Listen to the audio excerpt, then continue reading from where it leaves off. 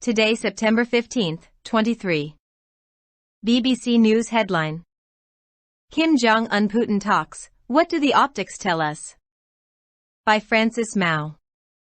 BBC News. They strolled side by side through the gleaming space center, stopping to peer into the pit from where rockets blast into space. At their lavish banquet, they drank Russian wines and toasted the embrace of their two pariah states.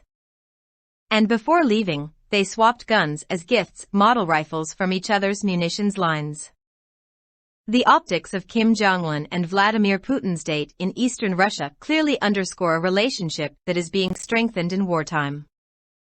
It isn't over yet, with the North Korean leader spending several days touring shipyards, aircraft factories and other military sites before he returns home. There had been great anticipation in the lead-up, with global media wrapped as Kim trundled for hours in his armored train over the border. He kept the West guessing for nearly 40 hours before reaching the Vostochny Cosmodrome, a space base in a far-flung eastern corner of Russia. Even then, it was unclear what exactly the pair would be meeting to talk about, with White House warnings last week that the North could sell arms to Russia sparking alarm. Putin had sent ahead a welcome party to greet Kim as his train rolled onto the space base's tracks.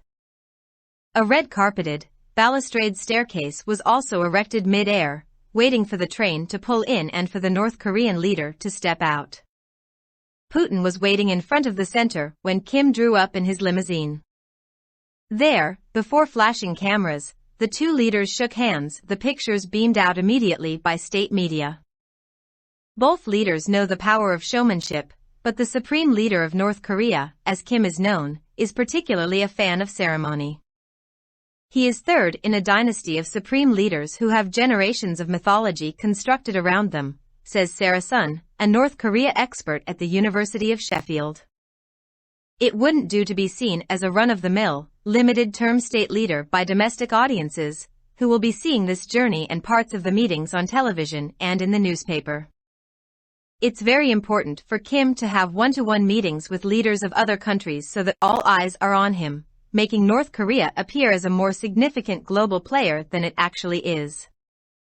Sanctions, of course, remain extremely tight, and Russia's need for arms presents an opportunity to achieve two complementary aims: income for the North Korean state and evidence that Kim is worthy of the attention of the leader of a major global power. About an hour before the two leaders met, Pyongyang had also fired off two ballistic missiles, the first launched without the leader at home. The summit defiantly linked pariah state behavior in Europe and Asia, says Lee Farrick-Easley, a professor at UA University in Seoul. But beyond the spectacle and bombast, observers question whether the meeting achieved any concrete deals. Little was revealed publicly.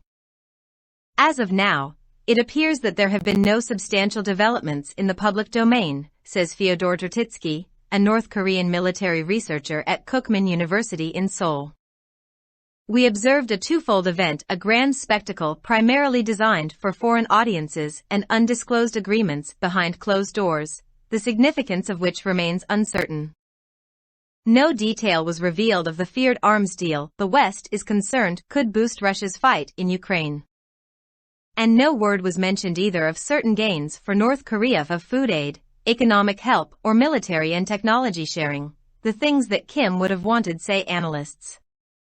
Instead, the only known advance appears to be Putin hinting he could potentially help with Kim's space and satellite goals. That's where the choice of venue was noticeable, analysts say. Both leaders traveled long distances to get to the spaceport on the other side of the country from Moscow. But meeting at the site provided significant optics for Putin, analysts say. First, his offer of space assistance could be argued as being within the acceptable limits of what Russia can give North Korea. Pyongyang has failed twice this year to get a spy satellite into space. Their technology is still decades behind Russia's.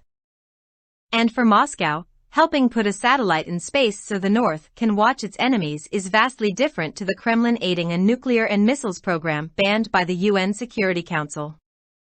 But the problem remains that we don't know what was actually promised to the North. Pyongyang has nuclear warhead-topped intercontinental ballistic missiles which in theory could reach the U.S. They currently don't because the northern part hasn't worked out how to keep them from frying as they fly through space. Russia and the US, however, know how to protect their missiles from the same technology they use to protect their satellites.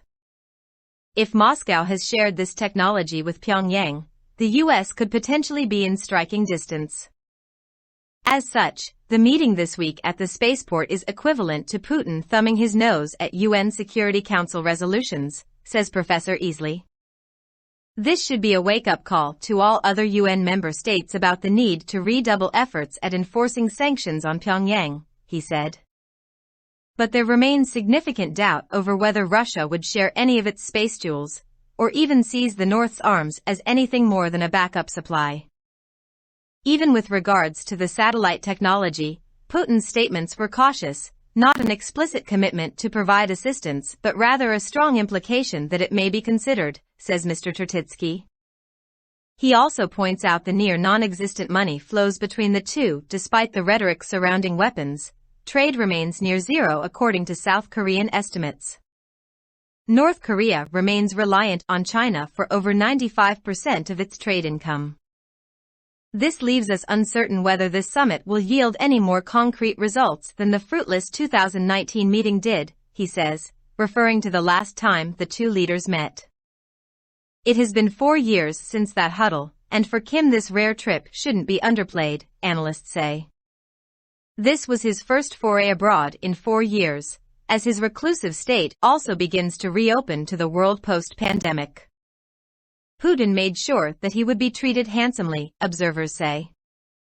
The meeting could have just been held in Vladivostok, on the sidelines of the Eastern Economic Forum, Putin's signature Asia-facing platform which has previously been attended by Chinese and South Korean leaders. Instead, he chose to give Kim center stage, at a different venue altogether, bringing out the red carpet, the banquet, the brass marching band, and then also making the trip to meet him there. It is a sign of respect for Kim. This could be seen as a gesture to ensure Kim feels valued, says Mr. Tertitsky. But equally, he says, it's also about the message being sent to the West elevating the perception of their relationship even when the details are scant. But in this relationship, it's crucial to focus on what the two sides actually do, he says. Both Kim and Putin are adept at employing deception. Once again, it's imperative to scrutinize their concrete actions rather than their words.